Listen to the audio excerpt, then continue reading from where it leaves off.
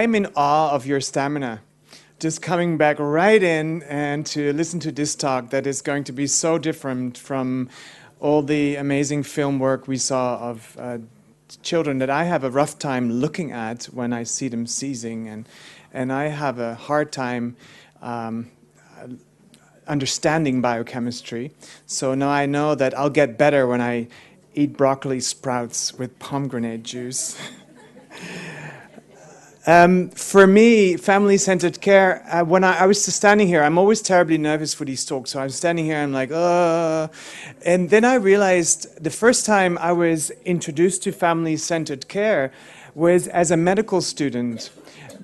In the early 80s, it was not called family-centered care then, but I was a student in pediatrics, and they had a mother. They would bring simulation mothers in, so you would have to interview a mother, and she would enable you to get some exposure and to see what it is like to interview a real live mother without doing any damage in the clinic as a student.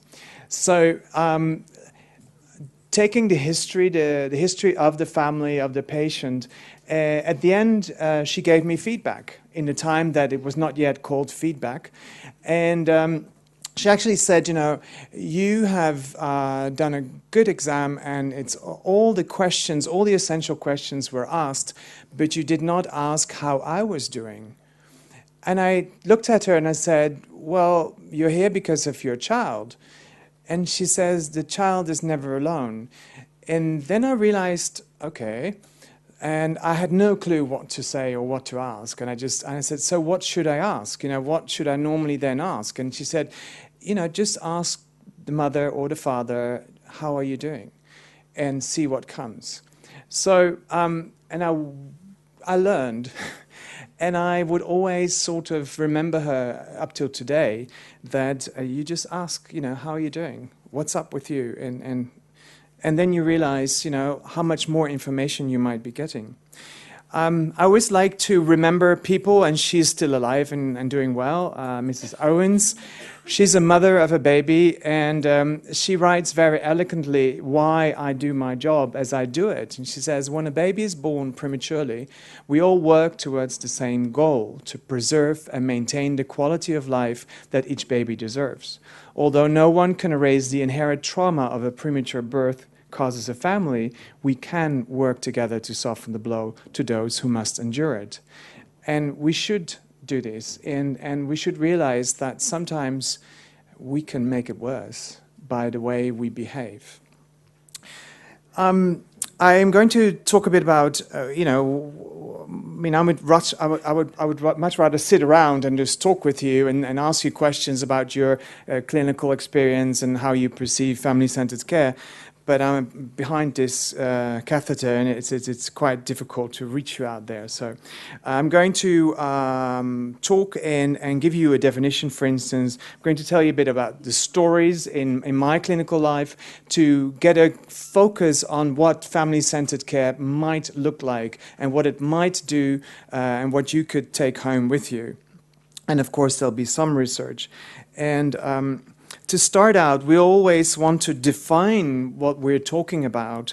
And I think they're big words, you know, professional support of the child and the family through a process of involvement, participation, partnership, underpinned by empowerment and negotiation. It doesn't really tell me what it's about, but it does help us to talk about developments about family-centered care, and in my talk I will talk, you know, what does it mean to be involved, and about whose involvement are we speaking? The involvement of the parents, the doctor, the nurses, who is all involved and who does participate, and who's going to partner with whom. One of the biggest elephants in the room, which means like there's a problem and nobody talks about it, one of the biggest elephants in the room is us, because we have certain ways of doing things, and we need to reflect on that, and that's a huge step forward, and some of the people would say backward. Partnership, for me, it means to be the partner with a mother and a father and a child. to trust the 28-week-old baby that I'm not going to intubate, that he will do fine because I have my clinical judgment, my developmental judgment, and the system can support that all. Empowerment of nurses who need to be empowered to be able to change their role in caregiving. And then there's negotiation, one of the hardest parts, because in the end, who is right? And by whom standard? Okay, this is not my family photo. They once asked me whether I was the blonde in the middle, but I would never allow my daughter to wear a dress like that. Heidlise Als, when she talks about family-centered care, she uses the synactive model for family-focused care, and it helps to have a framework. Actually, I call it the family and patient-focused family-centered care, developmental care. So I want to emphasize that it is about the patient, and that this baby, the infant, has parents and also has a family system. I honestly want to ask, because I do want to be a bit interactive, who has visiting hours for parents? Okay. Okay, so none of the others have visiting hours. So you're all open. There's only one clinic here who has... Let me tell you what happened when I first started working in Rotterdam. We had 24 hours. You can come in as you come in and be there when you want to be there. And I overheard one of the nurses say, "Hi, we have an open door policy, which means you can come anytime you want. I must warn you, however, that around 8 o'clock we have nurses handover rounds, and we have very little time for you.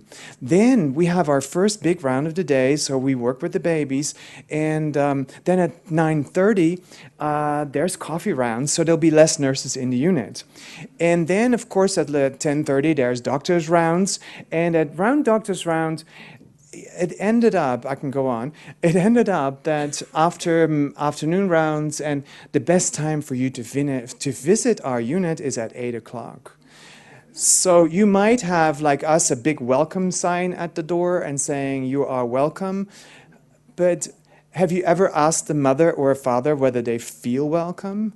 I have had the misfortune or the fortune of having friends who had premature babies, and one of my friends said, "I went to the unit last night at 10. And I said, "Wow, so how was that?" And she talked a bit, and she said it had taken her 15 minutes standing in front of the door actually trying to enter. She was so afraid of entering. And so these are some of the things that you might have something on the door, but what actually happens in your unit. And so because I always think everybody has unlimited hours, they can come and go. Do you allow grandparents to visit? Who allows grandparents to visit? Sometimes? Okay. And brothers and sisters who've had chicken pox? No? Yes? No? Sort of. So, okay. Friends, the mother's best friend, can she come into the unit? I see some no's. I see some yes. No's. But only with the parents present. Right, yes. Usually. We have a policy that says you can be with 2 people at the bedside, and sometimes we allow 3 people, depends on the situation. But, and then always one parent has to be present. Yeah, so those are things that are out there, and I'd been working with a unit in Europe, and they had open door, and I just assumed that they had the grandparents in because, and I'm telling you honestly, because this is one of the worst pitfalls ever, to assume something. You know, I assume that grandparents were welcome.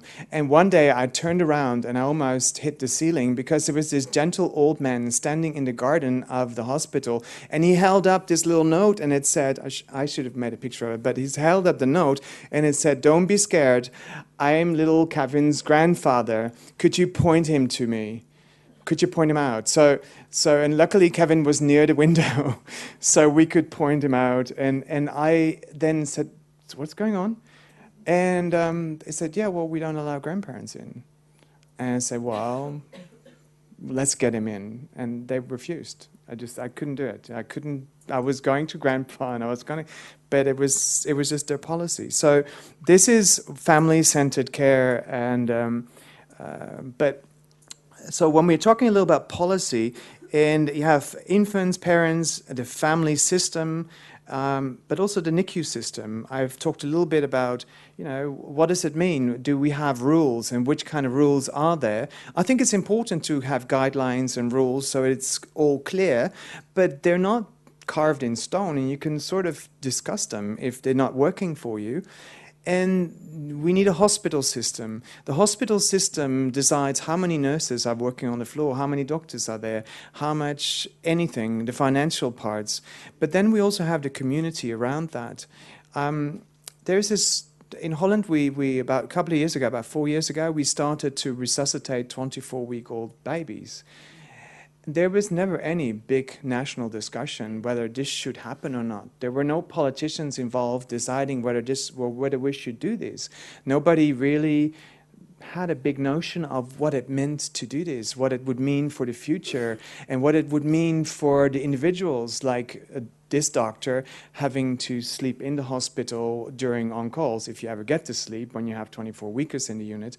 So it changed a lot. And yet, the community, the parent association in Holland applauded it. They really thought it was a fantastic job. But I still think that there could have been more discussion. This is all part of family and patient-centered developmental care. And again, to quote a mother, she doesn't use big words, but she tells you a bit about what it means to have family-centered care. And the incubator unit overflows with calm and radiates warmth. Meanwhile, the hospital is my home because where the baby is, mama is as well, the nurse tells me. My room is across the incubator room with an extra mattress for daddy. We don't need to drive to and fro to visit her. Day and night we are near her. Such luxury. I would say such necessity, actually, instead of luxury. This, unfortunately, was not in our unit. This was a Swedish unit she talked about. And she wrote about her experiences in the Swedish unit, opposed to what happened when she was transferred to our unit. And it was difficult for us to realize that we were so many steps away. When you talk about family-centered care, and to give it a more of a perspective, we've just seen how the different systems need to be involved. And Linda Gilkison so eloquently writes, she's a psychologist at the Erickson Institute in Chicago, and already in the last century she writes that the caregiving environment of all babies needs to be organized along 3 dimensions: safety, protection, and intimacy. And next year, I'm asked to give a talk to the Parent Association, and they, in Holland, have started a NICU certification system. So you have sort of a grading system of, is your NICU parent and child friendly, and they're going to award stars or buttons, or I don't know. And I was a little bit involved in the whole procedures working up to this. And they've asked me to come and present, and they've given me the titles that Parents Want NIDCAP. That is my work title. And I will use the title, but I will ask the audience, how do you know? Did we ask? Again, we are making assumptions that every parent wants this. And I will say this again and again. We need to ask. We need to learn from parents. Because I never knew that through the research that is out there, in also last century, that what parents really want is hope. I would never have guessed that if I hadn't asked them or if I hadn't read this research. I would have said the parents want the best medical care that money can buy or that is out there, the best quality of care. But no, they want hope. They want hope for their baby, and they want an honest doctor and an honest nurse. And then they want the best care, and they want to know what it looks like, the information. And they want to be able to understand that information. And then they want to be with their babies. So that to me in itself was, whoa, it was a big revelation to realize that they need hope. And I actually must say that I was always struggling with false hope. I used to look at MRI scans, talk to the radiologist and the people who knew more about it than I did, and we would sit down and discuss what it meant to have this lesion. I stopped doing that because sometimes we're right and sometimes we're wrong. And nowadays, because I also work in outpatients, I tell parents, you know, I'm worried. There is a lesion and it could lead to this. I'm not sure. And step by step, we will look at your baby and we will be with your baby, with you all the way, and we'll see when you need rehabilitation, when you need physio or speech therapy or anything like that. We will see what the best moments are for you to have this if you need it.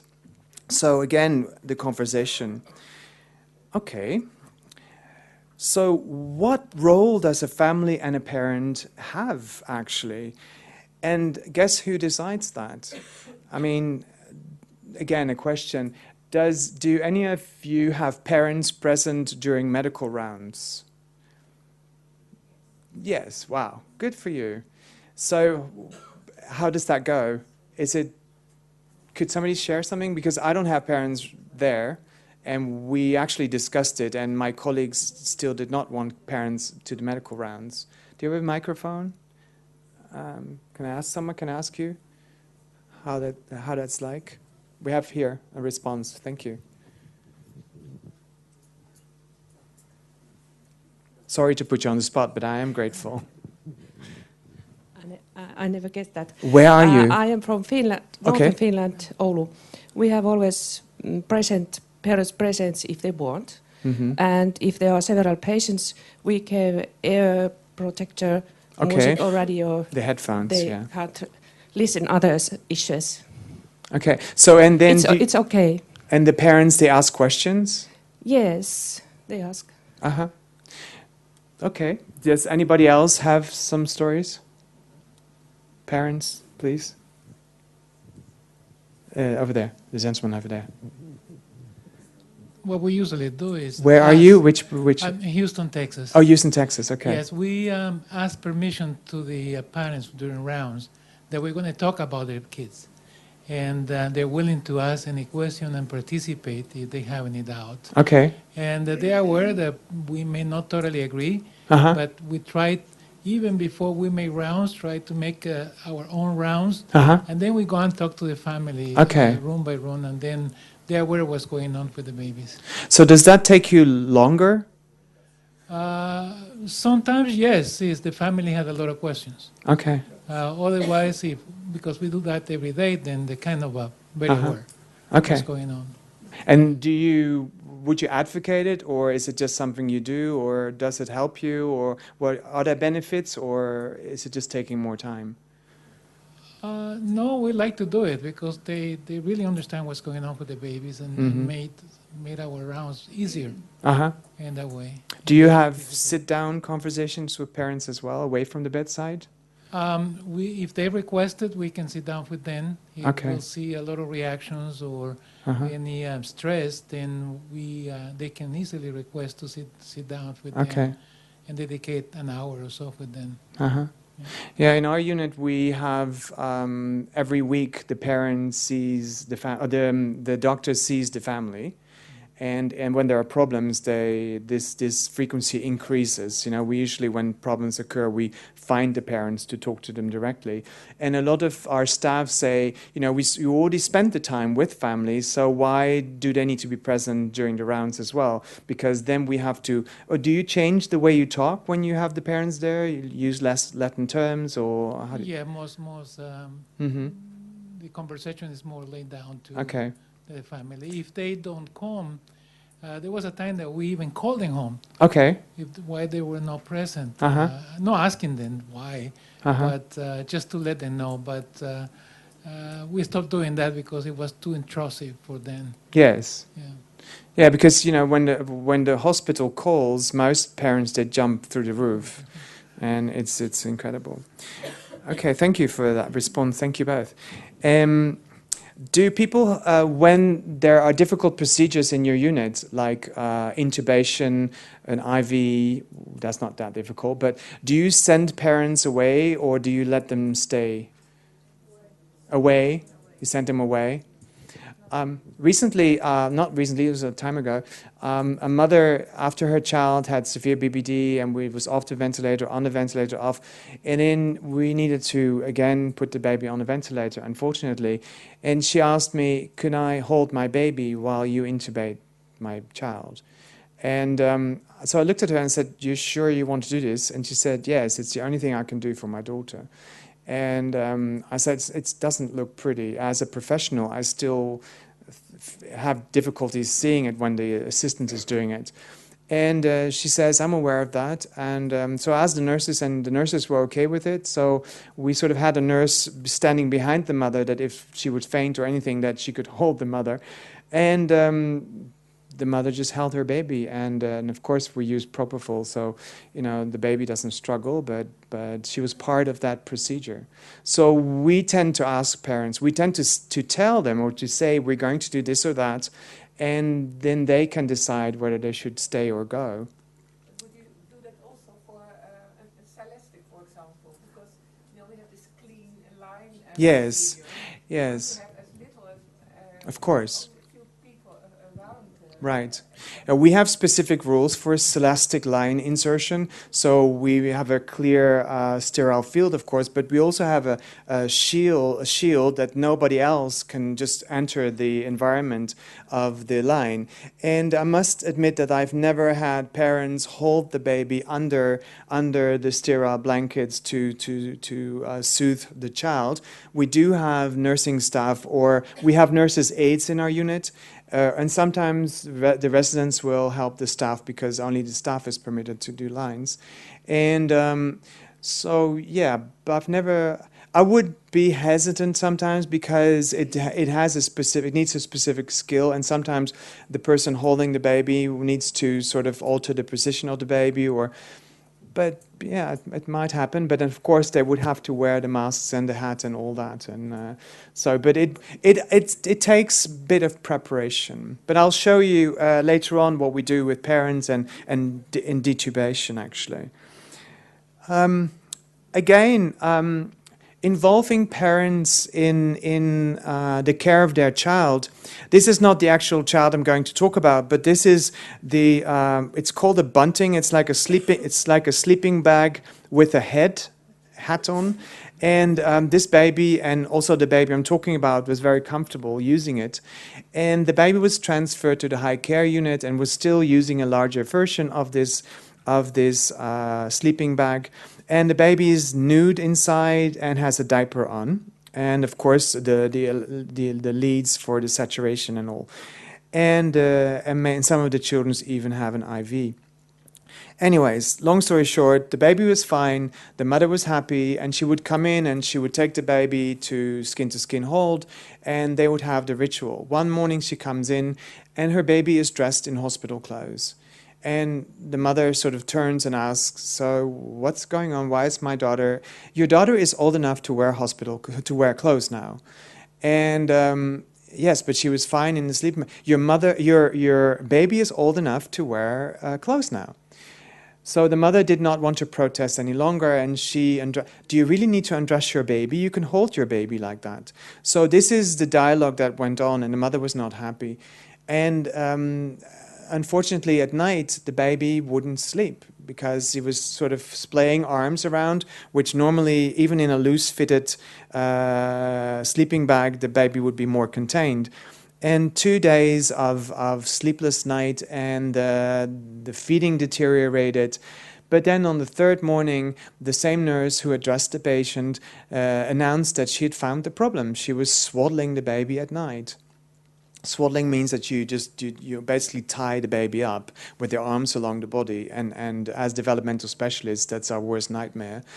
But looking at it, she created a problem, and then she found the solution, and she looked better. But the parent and the patient paid for this. And so these are some of the things that go on that are, us doctors sometimes don't even realize that, that this goes on. So family-centered care would mean, hi mom, your daughter is pretty stable and she's pretty solid and she's feeding nicely and she's growing well. Do you have some clothes that you would like her to wear? And then you listen to the mother, and if she says yes, then yes, and if she says no, then you listen to her arguments and see if that's a possibility. And so this is how you would rephrase it. The cesarean, we've talked about this yesterday, and one of my friends, and she's worked on the incubator that is currently on the market, the baby bloom, and she said, Nick, we've worked together for 5 years. I know everything about developmental care, and it's in my thinking. And after giving birth to a small for gestational age child, I was lying in bed, and I was looking at this nurse who was sitting with my child, and I thought, what's the nurse doing with my baby? And the nurse was really sweet and nice to the baby. And then she said, can I hold my baby? And then the nurse said, no, it's too cold. We need to keep your baby warm, and you can't have skin-to-skin care. And so these are issues that come up. And when you want to do family-centered care, you have to ask yourself, why should I bother with developmental care? What is it? Why should I be doing it? Well, to start out, it's a child's right. The World Health Organization, the Human Rights Watch and all, they say that a child means every human being below the age of 18, and a child shall not be separated from his parents without their will. And there are like 20 counts of the rights of the child. And just by that decree, you can say we should do family-centered care. And when you look at some of the research, and there's a committee on quality of healthcare that already in 2001 said that patient-focused, family-centered care enhances the quality of care. So after the safety and effectivity, patient family-centered care is out there. So those are two reasons why you can justify having the babies there 24 hours a day in whichever form. And this is an individual process. This looks different when you're in Sweden, for instance. This is the Danderyd Hospital, part of the Karolinska chain. And these are old pictures about 7-8 years ago. And they had a lovely entrance. And I thought, only in Sweden do they have wood floors. But this was wood print, actually. And it looked pretty cool. And this is a parent room where they can have a kitchen and they can sit and watch TV. And this room, with permission, we entered. There is a bed, and this baby needed no life support, was growing stable, and the parents were living there. And they had their own bathroom, and they were taking care of their baby for basically 24 hours a day. And then again, you have to look at this model where you have the patient in the center, family, community, and the community has to decide that, yes, in order to have this, the family needs not to go to work. So you have the policy of getting longer maternity leaves. And our parent organization in Holland has fought for this, and we have some more months maternity leave now, but not like in Scandinavia, where you can be off for a year or even 2 years without losing your job, and where the fathers can have a long time with the babies as well. So, and they actually also allowed the children who had chickenpox, the other siblings, to be there present with the family. And personalizing the bed space. In a lot of hospitals, having animals inside or near the baby is forbidden. And when that is a question, I always tell them, why don't you get the best pictures of your family, and we will laminate the pictures for you, and we will hang these laminated pictures inside the crib. It's not that the baby is going to look at mommy and daddy on the picture of Christmas or the wedding picture or the brothers and sisters, but it reminds us that the patient is part of a family, and it helps us to understand why we're doing the job. So again, for me, family-centered patient-centered developmental care actually means it has become more and more about skin-to-skin care and as long as possible. And yet, again, the pitfall of, have you done your kangaroo care this morning yet? You know, are you coming back to do kangaroo care? Why not? So you can, even with the best intentions for amazing care, you should always ask differently. You know, you should always get to know this family, and you don't want the cuddle police in your unit. And you don't want to ask, like every shift you ask the mother, why are you not breastfeeding? and then at 5 o'clock there's a new shift, and this nurse has taken it upon her to breastfeed every single individual in the world, and I can get her to breastfeed. So then she goes, I heard you were not breastfeeding. Tell me about this. And then mother told me actually, because she'd been asked like 6 times, and we knew the mother had a mastectomy because she'd had cancer. But nobody cared to read the notes. So these are things that you really need to be on the page. You know, you need to know your patients. And what I always say is that you should make extra notes as to what did we talk about with the family. What are the main points, like breastfeeding or breast milk, or visiting, or who's visiting. All these very family things that you don't want to ask again and again and again. This is actually the Bush clan, the whole family Bush. So you don't want them in your unit, not all of them. But anyways, no, it is, how do you get there? What does it mean, family-centered care? And of course, we can all say we do family-centered care, we open our door and that's it. I think when you're seriously thinking about doing family-centered care, you should get a working group, a multidisciplinary working group. You want the nurse's aide, one nurse aide, a physiotherapist, a consultation person, but most of all, you would love to have a parent there. Does anybody have a paid position for a parent in your unit? I knew I would get this audience. A paid parent position, which means that there is a parent who comes in 3, 4, 5 times a week and works with parents, or this parent is on the committee that interviews the next resident who comes to work in your unit, or the parent is involved in the architecture of your unit, or the parent is just having coffee with other parents in support of holding young families in your unit. And this is a role that you can individualize for your own unit.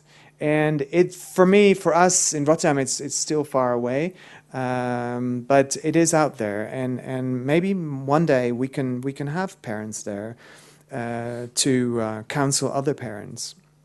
And so when you work with this group, there are issues, there are challenges, you want to talk about with this multidisciplinary group. You want to talk about, how do we respect our parents? Like, what do our parents look like? I remember a couple of years ago when I was first working in Rotterdam, I noticed we had a lot of teenagers. We have a Cape Verdean population in Rotterdam, and you become a woman when you have a baby. So a lot of 16 and 17-year-olds had babies. And nobody really talked about it, and I thought, are we doing well by them? And so I asked.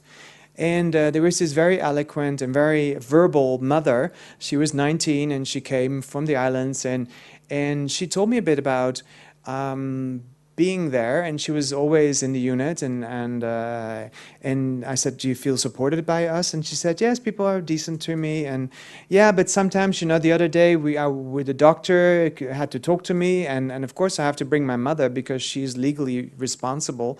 And so we were there, the 3 of us, and I have to keep saying, hey, I am the mother, she's my mother, so you talk to me. So we tend to then address the older person, or not aware that we're doing it even. And so this woman was very verbal about all the things that she experienced, and we did what we call, it's like a mirror conversation. It would be me sitting in front of you with the mother, and then we would talk amongst each other, the mother and I, and you would listen, and afterwards we would ask questions, and you would be split up in workshops and answering those questions and talking about the pitfalls and the things that came out of this whole conversation. And we've done this regularly, and not always live, but also on video, for instance, and we use it as a teaching tool, as to just have parents directly tell us how they feel or what they would like and what's happening in the unit.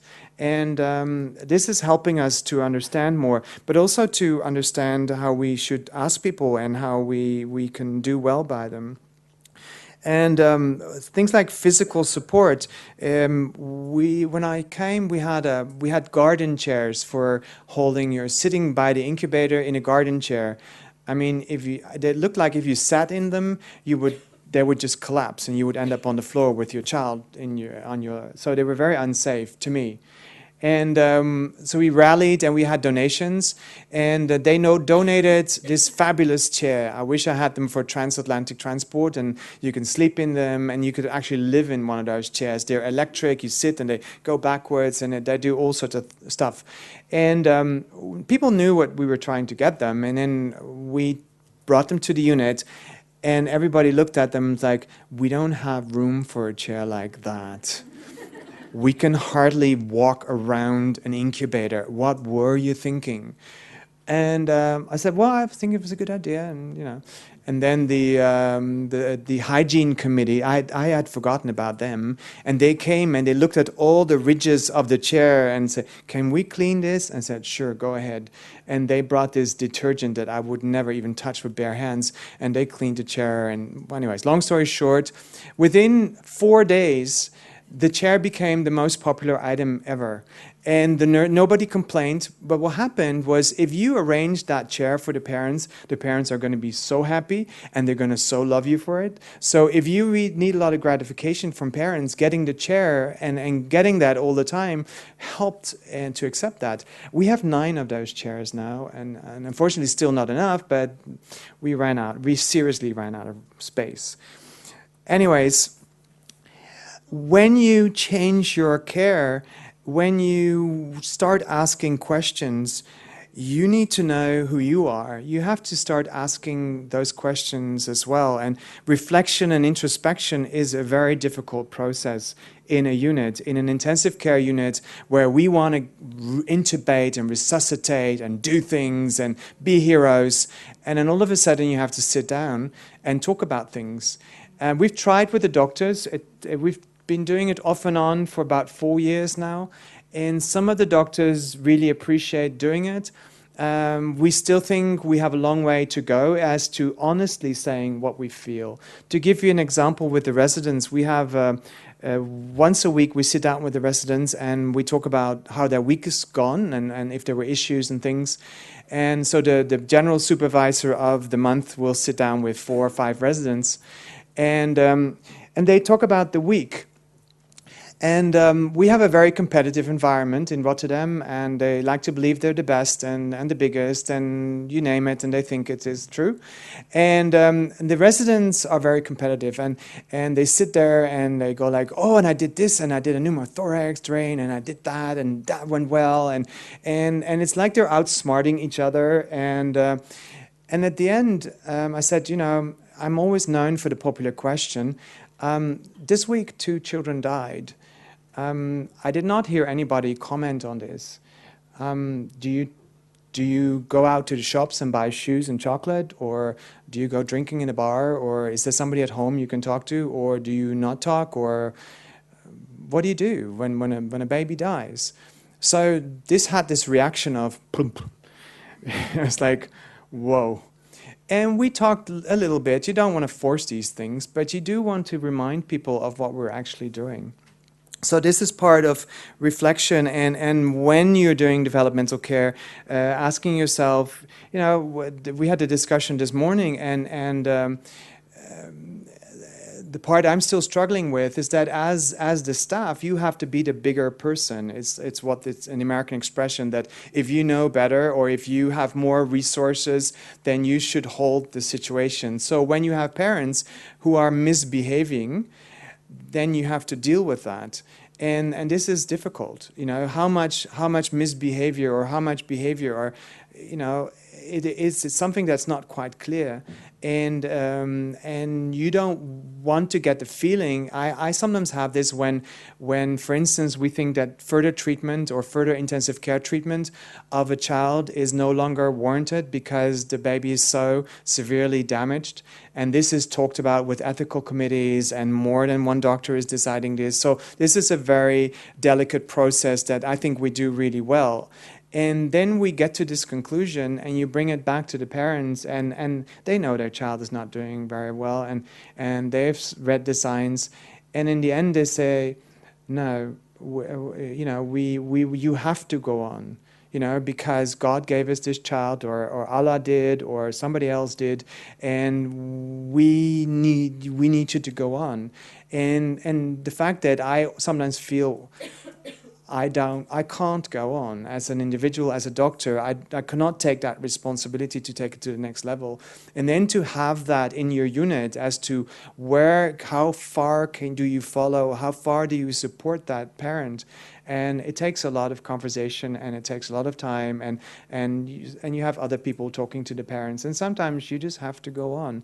But that impact that it has, like, are they deciding what to do? And then, you know, you get these feelings of who's the boss around here, and then you realize that you are family-centered and you should be able to do this. So it's not a given something that it's there and it always happens. It is a fluent process of trying to come to terms with things that are happening. Like Linda Gilkerson says, there are no protocols to tell you exactly what to do. And we need the ability to ask honest questions that will help the staff reflect on the condition of the child or the family or any question. Okay, I was going to give another example. I'm a storyteller, you might have guessed. And during your NITCAP education, you stand at the bedside. Do you have a question, or are you stretching? Okay. Hold on. Oh.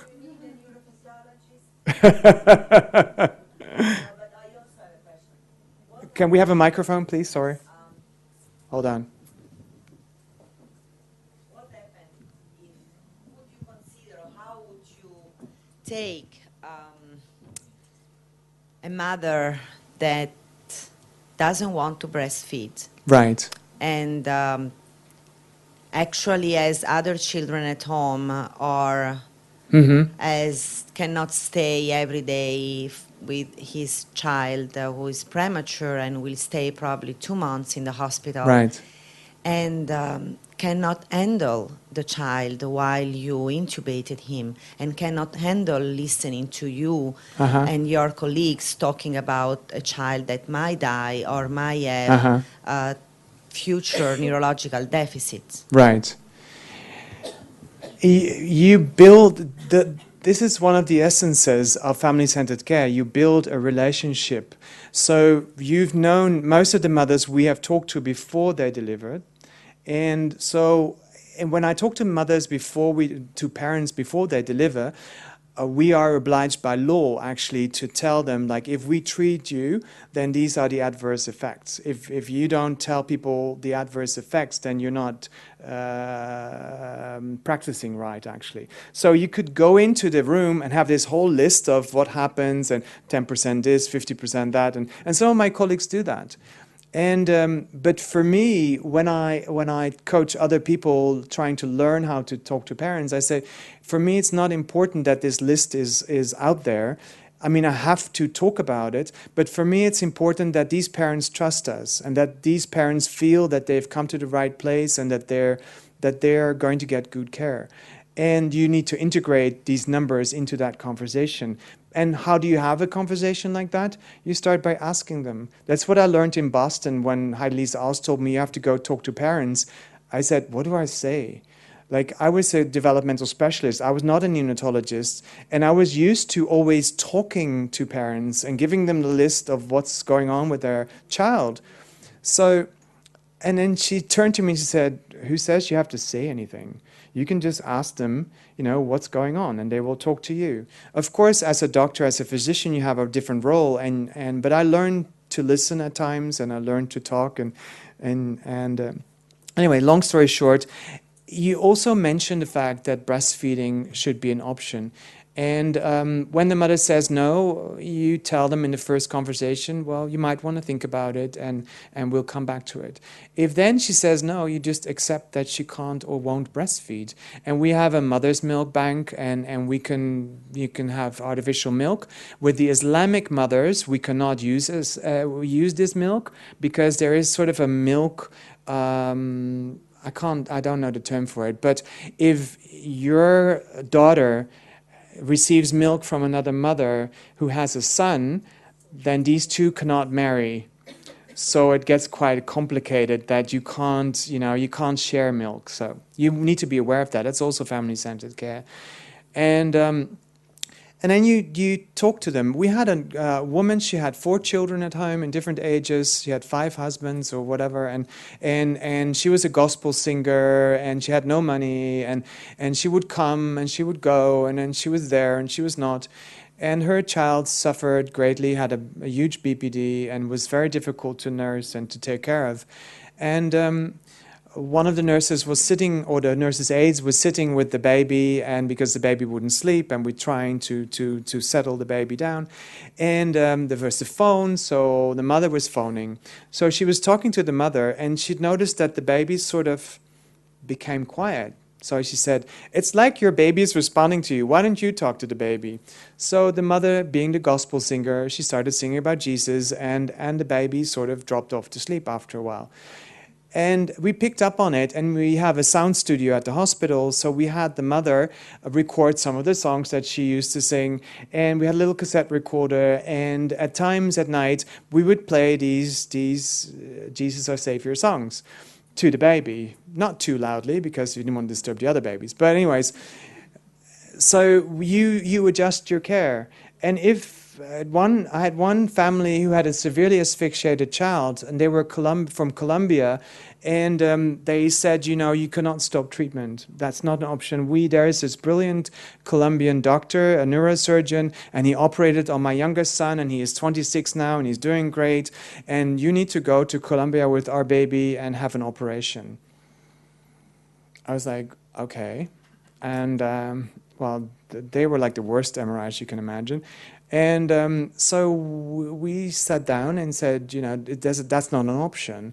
But the family said, well, you should do this. And so we wrote the medical history in Spanish. We said, please give us the name of the doctor. We found his internet address, and we sent off the medical history with permission of the parents. And within 2 days, the doctors had answered that the parents should comply with us, and that there was nothing that they could do in Colombia. And the parents were happy with this. So what I'm saying is that there are no real answers to every single question, but when you talk to parents, you listen to them, and then you try how far you can go and what's happening. And yes, I've helped people with home ventilation, a child with degenerative disease and bad lungs and a tracheostoma, and much to my dismay was going home, but that's what the parents wanted, and the child did not suffer that much, I hope. And after 8 months, the baby died at home, and the parents were happy with all that went on. So you sort of, you see what's possible and what's out there. Hold on, let me go on. Davidson in 2007, they researched the clinical practice of family-centered care for the American College of Critical Care Medicine task force, and they came up with recommendations. I don't have them all, they're endless, but some of them are, satisfying the needs of parents. Well, I've just given you some examples, and optimize the health of the family, There are people who say that if you ask the parents to stop smoking because they have a premature infant, then you should provide an anti-smoking or a stop smoking program for them. For me personally, that's going a bit too far. But, you know, those things could happen.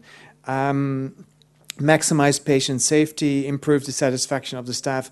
I think it's essential that people like coming to their jobs, that they feel good about themselves and that they want to come to work.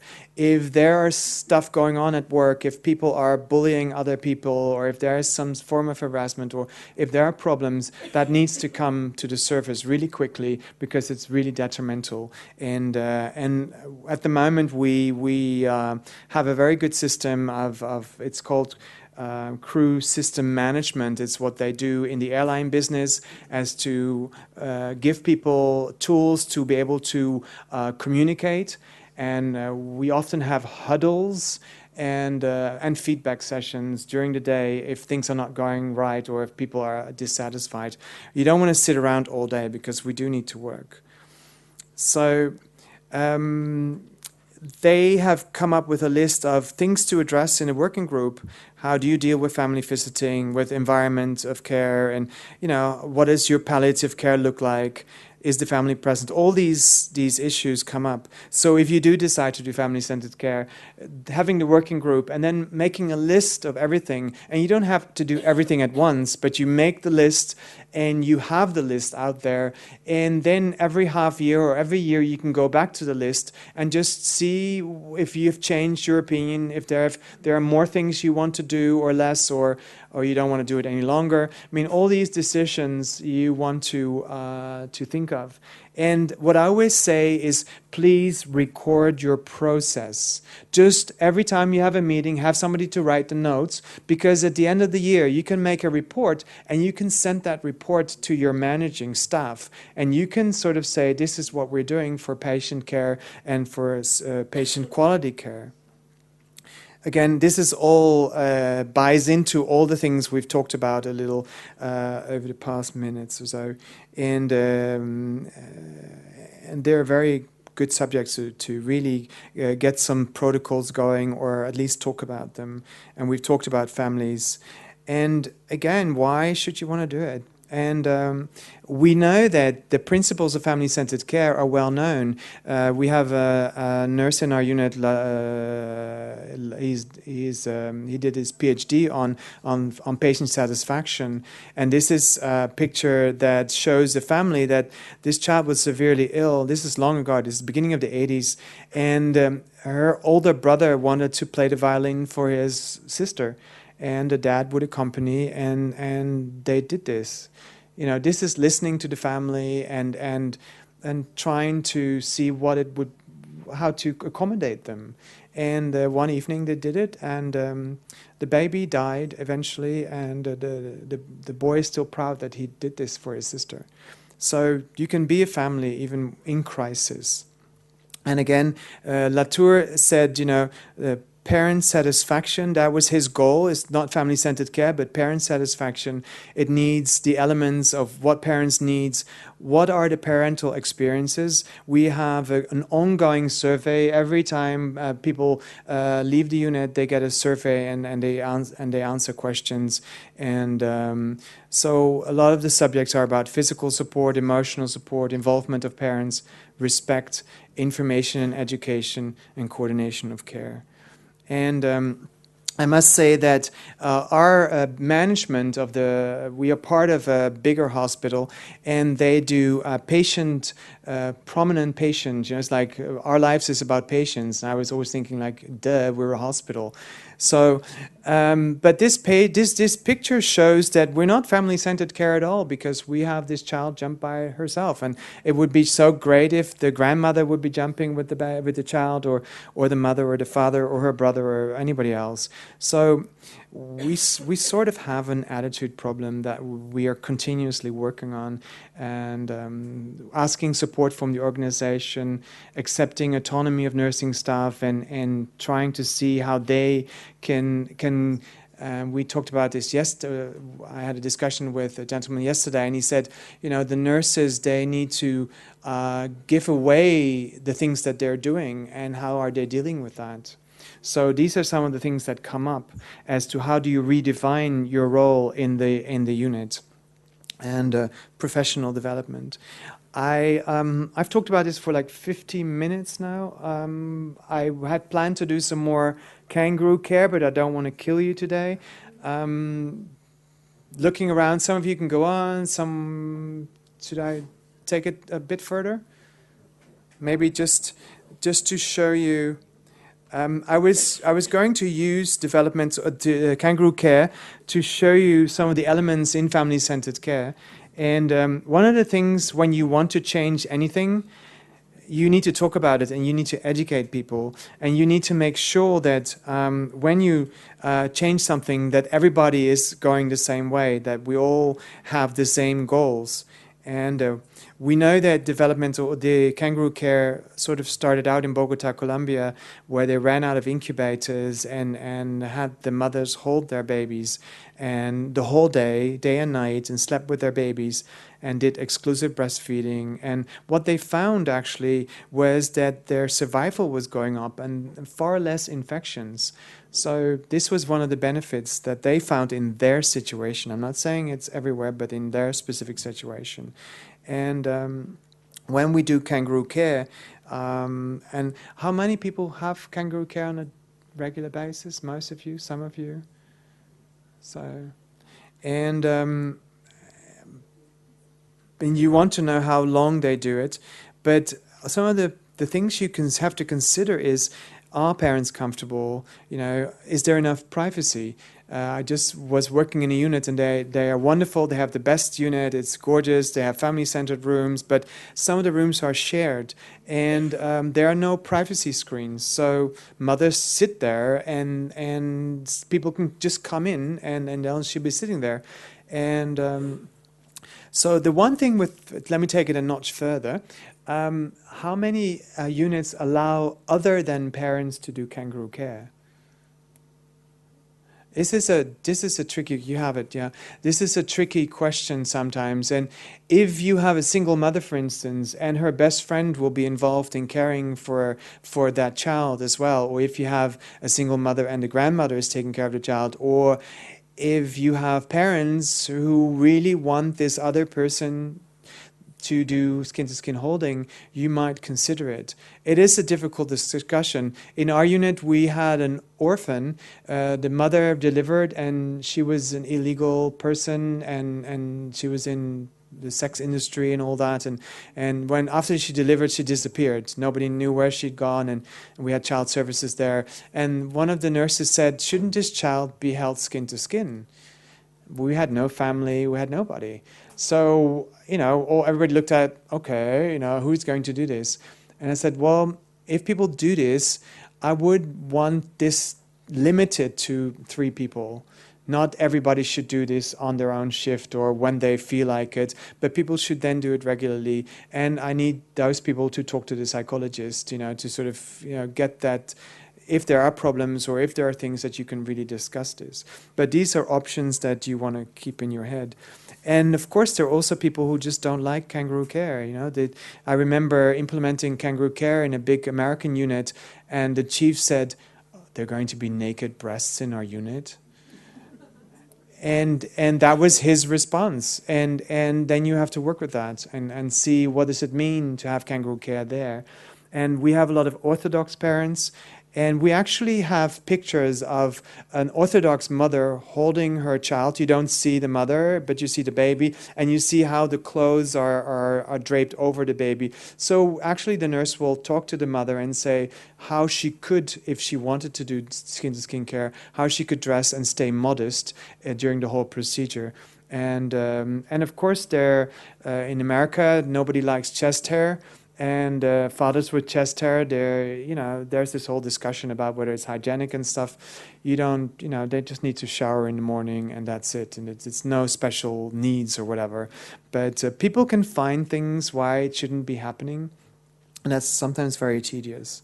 But also the other way around, that if you have no problems with modesty, then you should think of other people in the unit, and that you might not, you want to be naked in front of other people. And so there are some things to consider. I'm going to talk to you about this, and then I'm going to round it off. This mother is taking care of her son, who is on a ventilator. And these are action pictures. They're not the most beautiful pictures. And we talked to the mother, and this child had a severe BPD and was bronchospastic. And the nurse had noticed that the only time the child was not bronchospastic was when he was being held skin to skin. So I said, well, maybe when we do try to extubate the baby and see what happens, that maybe we could do that skin to skin. And so we took our time, and the nurse agreed that this could be an option. And we'd done this before, actually. And we also talked, and in the pictures you don't see this, but in front of the mother is the resuscitation card. And we had a protocol and saying, okay, if anybody doubts that this is a good idea, then we will deal with that. The nurse is responsible for the baby and the ventilation, and I will lift the baby, and the nurse's aide will try and push the mother out of the situation where we can put the baby back into the incubator and maybe retube the baby or anything like that. So we would talk about this scenario beforehand. In this picture, I don't particularly like the effort with which nurse is trying to get rid of the plaster work. She might be more gentle, but it's not given. So we have this detergent that sort of dissolves the plaster, and it becomes easier to take the tube out or to take it off. And eventually the tube came out, and he was then, this is where the tube came out, and then he was given extra oxygen. And again, with another family in a similar situation, usually dads, when we have a video camera, the dad will be there. The mother is helping out as well. This is the mother who's in the foreground, and we take the time. We have the baby there, and actually at the moment we are researching all the different steps to try to prove to the world that this is a safe procedure.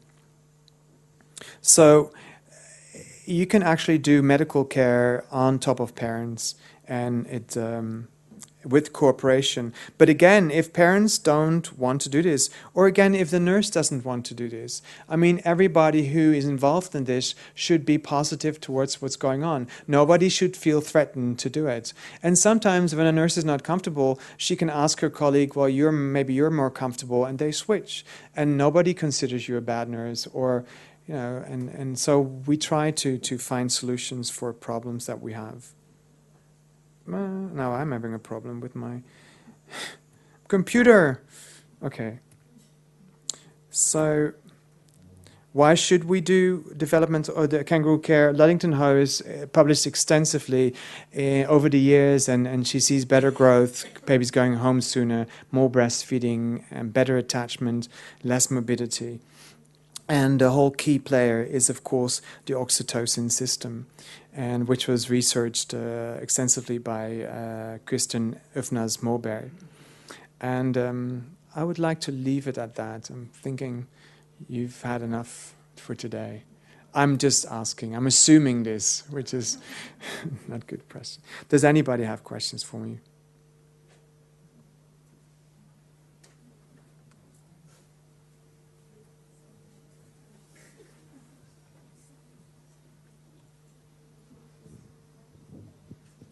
Thanks for your talk. First of all, a question. Do you have some experience with children born to drug addict mothers with the skin-to-skin kangaroo? That's a very good question. In all honesty, I don't. The challenge with heroin-abusing mothers is to get them into the hospital sometimes. I used to work in a hospital where we had a unit that dealt with these mothers, and this was more than 15 years ago, so I did not have the knowledge about kangaroo care where I'm at now.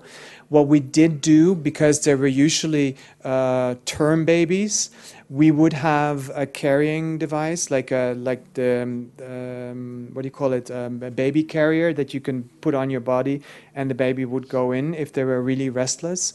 And we did that, but we never did skin-to-skin care, and I never saw mothers doing it. But I do think that, given the mother wants to do this, and when we can say, okay, we would like you to do this for at least an hour and a half, because doing it for just with preterm infants, just doing it for half an hour is sometimes very disruptive for the baby, just to take the baby out and on and back again. So we like to have them do a full sleep cycle, and we assume that a sleep cycle takes a full hour. So you take some time before they fall asleep, and then, so if you can get on the same page with the mother, I think you could try. But I have no personal experience to see that these children then use less morphine or phenobarb or whatever you're giving them to detox them. Yeah, we tried it, in fact, and we had in some cases the possibility to avoid medication for the child. Oh, great. And also it helped a lot of the mother for her addiction too. Right. So that is the point that I was asking. And where are you? Luxembourg. Luxembourg? Yeah. Okay, good. And second question, you mentioned a lot of the family, but we discussed very few about brothers and sisters who also are suffering because we can see that the baby is absent from the house, and also they regularly feel abandoned by the parents. Yeah. I think it's very important to speak with them too about what's happening when they come to the unit. We have educational therapists in the hospital for the older children units, and when we have families and when they have brothers and sisters who've, for instance, not had chickenpox, who are then dangerous for our unit, and we have a big playroom in the hospital. So sometimes they have these play where they have all sorts of play with coloring books and things, and I've seen in Sweden they had an old incubator where the brothers and sisters could play with the incubator and have that experience. But of course, having your parents go through this whole period, the older children will feel that there's something going on. So I think if it is possible in any case that you should bring the children, and basically what we know is that their attention span is not that long, so you want support people to be able to take care of the children when they're no longer interested in their little brother or sister. But the funniest anecdote was a long time ago, and that was in Maastricht, where there was a little girl, and she was visiting her brother, and eventually she was wandering around the unit, and we had one baby in an incubator that was not covered at the time, and the baby was an IUGR baby. And this 4-year-old was sort of holding onto the incubator and looking in, and she looked back and she says, "Mommy, see, there are leprechauns." So, you know, it can be quite fun to have children around. But you do need somebody responsible there to take care of the babies, the children, the brothers and sisters. Yes, please. Skin-to-skin contact again. The benefits of skin-to-skin contact, usually it's the enteromammary immune system. I just wondered whether there were any studies, apart from just getting the father involved, what are the benefits of skin-to-skin contact with the father? I think generally the skin-to-skin contact, the benefit of oxytocin is the same. It's a tricky question in the sense that when you talk about bonding, the primary bonding person is mostly the mother. So the bonding process with the father is different. And the father bonding with their child, I think is very beneficial. What you see is that they become more involved, and usually fathers have this specific role of holding the mother and the child, of being the hero in the family. And when you can give the father the role of the nurturer for the child directly, he can become more relaxed or laid back, or he can also get more close to his child. The problem with the difference between mothers and fathers is physiologically, because the father will heat up pretty badly, and because he doesn't have breasts, the natural tendency of when the mother's body becomes warmer, the breasts start to expand and she loses the warmth through her breasts. But for dads that doesn't happen, and usually like an hour and a half and they're sweating, and so you need to tell them this. But I don't know directly of any specific research that's out there. There must be. I've never really looked, but I do call it skin-to-skin care, and I do not call it kangaroo mother care for a purpose, because often the fathers are forgotten in the whole dyad. We have a mother-child center, and nobody talks about the dad. So I think in the next 10 years, we need to look more precisely at the experience fathers have in our units. But the benefits, I can tell you an anecdote. There was this huge Cape Verdean guy, he's like really tall black guy, and his girlfriend was in her 40s, had diabetes, and it was her only and last pregnancy. And unfortunately, the baby was born very young and suffered an amazing bleed and died. And the mother had gone back to her family on the islands, and the dad was behind, and we have the policy of inviting the parents back after a period of 6 weeks, after 6 weeks when the child has died. And for me, the main object is to see how the grieving process comes along, and if there are any thoughts that are recurring all the time, or whether they have really understood what's going on, or whether they have anger towards us or anything like that. So you sit with the parent, and I have these open questions, and I asked him, so when you think about this period, what do you think of? And he actually, and I wish I had it on videotape, and he described missing his little girl doing kangaroo care every day. So that for him was the highlight that he missed the most, and it was very emotional to hear him talk about this. The other thing that we are still researching, not researching, but we're looking into it, is do you provide skin-to-skin care when you know the baby's dying? Do you have the baby skin-to-skin and then take the tube out to end the life?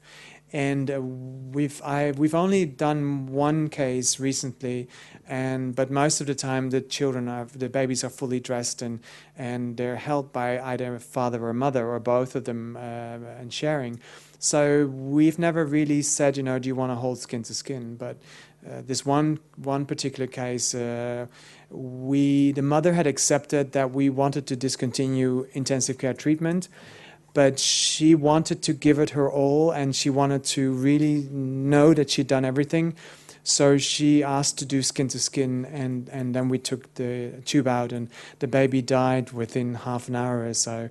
But for them, it was the way they wanted to do it. And I think it opened up for us the possibility to offer this to parents in the future. Please. No, you need a microphone. You're going on record. Okay, how do you take care of your nurses and your staff? Because sometimes we see that they get so involved that they are even crying when their baby is not doing well, right. Or they are really collapsing when parents one day or another say, okay, we want to go to another hospital because you cannot help our child, even if we did everything. But the disappointment and the stress that they are experiencing is sometimes... Yeah. It is overwhelming, and this is one of my interests as to... I'm tempted to give you that lecture now, but we as individuals, we use our emotional, our feelings in our daily lives, and we use it in our personal lives, but we are human, so we make contact with other human beings, and we're using the same body to make contact in a professional sense. So I like to give people an opportunity to use their emotions in a professional way. And this is hard for a lot of people. So you have different reactions. You have people who become very professional and they're never emotional, and they become a little hardened. And you have, on the other side of the scale, people who will cry with every mother and who will, will hug every father and be the best friend nobody's ever had. And we talk about this, and we have psychologists in our unit who will sit down on a regular basis, and it's called, they used to call it entre nous, between us, and now it is a different name, but at the end of the shift, on those particular days, you can go there voluntarily and people share. And this is something that could be done more, but it's what it is. And we offer it, and we have some good reactions. On that same note, we had a researcher who wanted to specifically research this because in the police, in our police system, we have a buddy system as to when somebody does something bad or happens something bad, you get a phone call at home where you can sit down with that person and you can talk about this. And this nurse practitioner, she wanted to research that, if that would be an option in our unit. And she contacted our unit, and then she contacted the adult intensive care unit and 2 units in Amsterdam. I was very interested in her study, and it never really got off the ground because nobody wanted to volunteer to be part in this study. So it's still difficult, and I think people deal with it in different ways. The mother you saw in one of the pictures, she lost her child, and then she wanted to thank the unit by inviting us to her house and making dinner. And I've done home visits as a developmentalist. I've done home visits as a doctor, and I know you have to really be careful. You're not their friend. You're still the therapist. You're still the person they associate with their dead child. So you need to really think through which role you have, and just to say this out loud helps people think. To give you one example, we had a mother who was very much involved with her child. Well, all mothers are involved, but she was also verbal. She was like a tiger mother. And after 3 weeks, she posted a list of 8 names of 8 nurses. And she said, if any other person touches my child, I will sue you. And this was a serious problem because, when you're not on the list, it means you're the bitch of the unit or something. So we had to sit down with a lot of the nurses from that particular area of our care group to address this and to have them say what it does with them to be not to be on the list. Or the nurses who were on the list felt really awkward towards their colleagues. And you always have these people who get the present from the parents, like this chocolate or the wine or whatever. You have these doctors who always get the presents, and some of the nurses. And these are things that we've addressed in workshops. We would make a case study, and then we would have them talk about this in smaller groups. There is no solution, but by talking about it, it becomes out there in the open, and it might get easier. I didn't tell them to do it, but I worked directly with the parents, and our team the developmental team worked with the parents, and we didn't discourage it. It was just something, because there are also nurses I always say the best thing you can be as a parent is the dad needs to be a George Clooney lookalike, and the mother shouldn't be too pretty, and you shouldn't have too much money. That's when you get the best care. So if we can choose, why can't parents choose? So, this is the way you want to think about it. And I'm not saying it's right, or I'm not saying it's wrong. It's just things that happen in life.